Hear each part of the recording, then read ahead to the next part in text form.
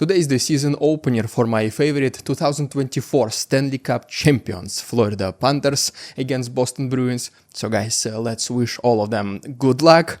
Let's have a new season and back-to-back Stanley Cup championships. Let's go Panthers! What's up, investors? It's the Russian dude. The ongoing conflict between Russia and Ukraine has not only reshaped the geopolitical landscape, but also had significant consequences for global economics and international relations, which might not be fully shown just yet, or which might not be as severe as the consequences Russia is going through. But most certainly there are some changes. Russia operates almost as a closed economy, having to rely just on itself.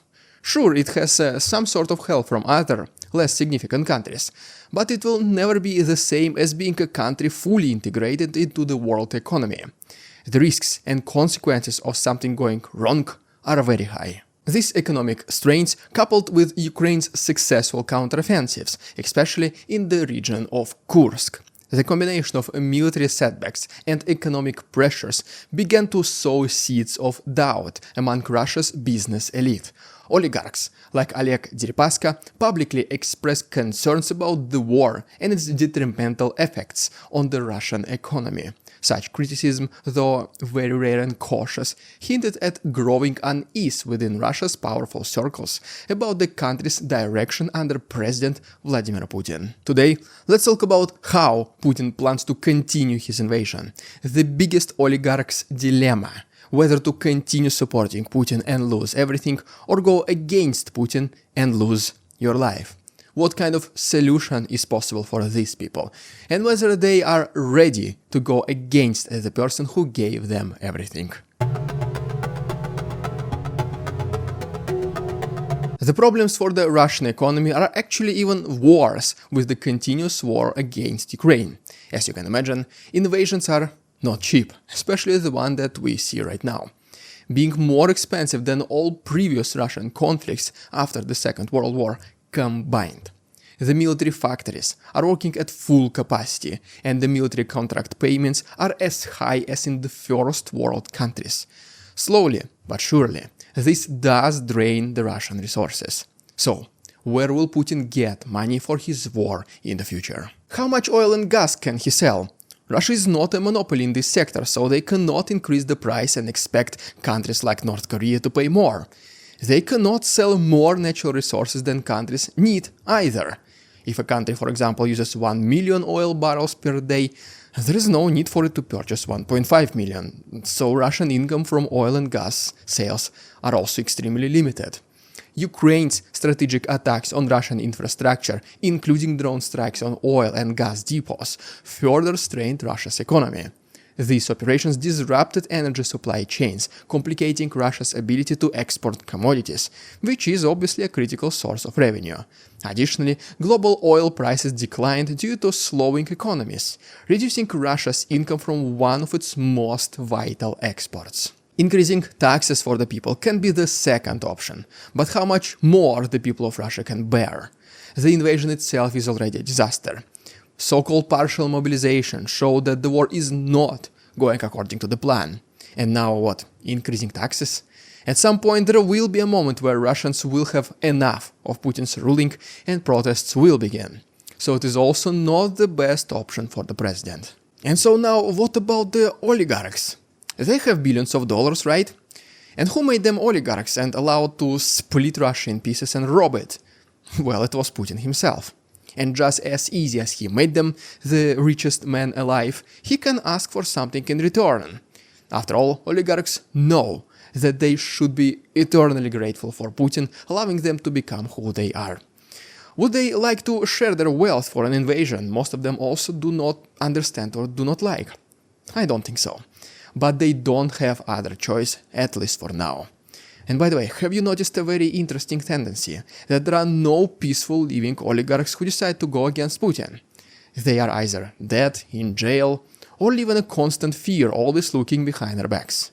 And those who willingly and unwillingly support Putin, well, all of them are heavily and personally sanctioned by the West. So a major part of their wealth, located outside of Russia, is lost, well, maybe even forever. There is no good life if you choose to be in a close relationship with Putin.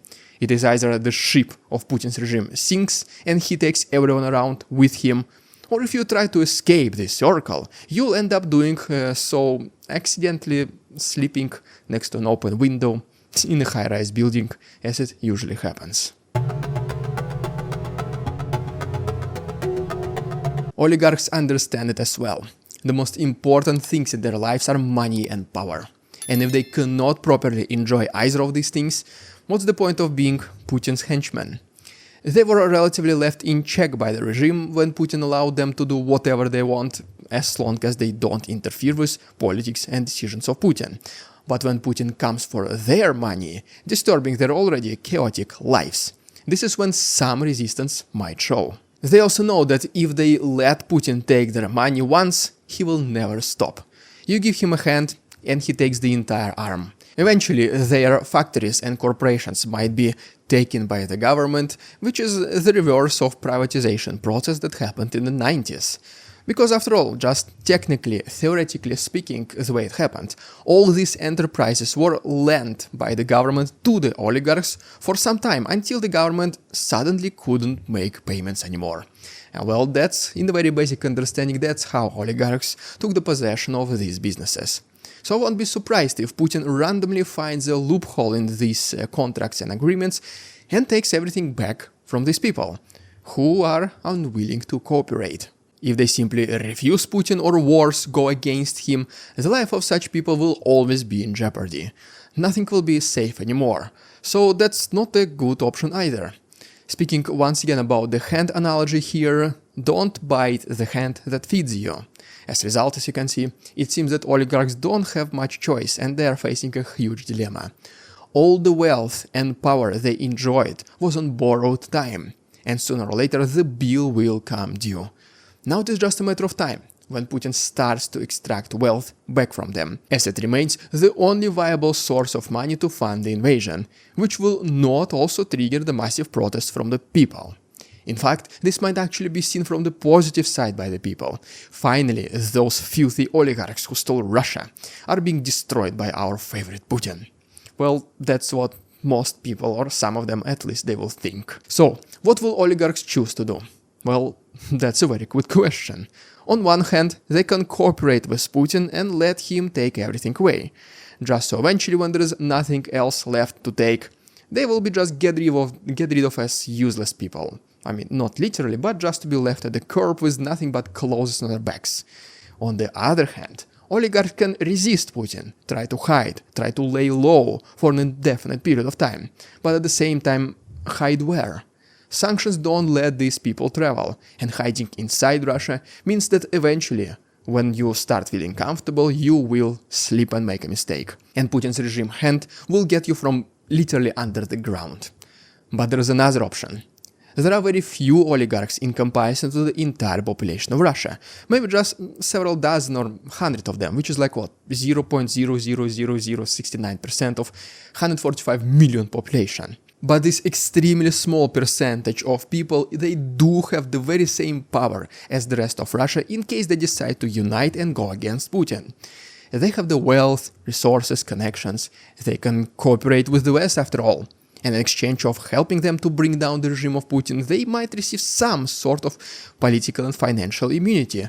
So after all, they will be able to enjoy millions and billions of their dollars in relative peace. The problem is, just like with any uprising, they need a leader. Somebody who will explain the plan and everyone's role in it. Somebody who will encourage them during the toughest moments and not let their alliance fall apart. The problem is, we regular people don't know whether this process has already started and whether a leader emerged under the Putin's radar. But it does not mean that it is not happening.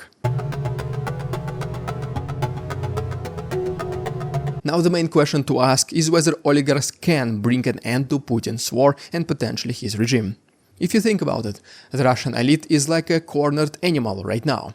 There is no escape to the left or to the right, and they can only back down that much longer until they are literally with their backs against the wall.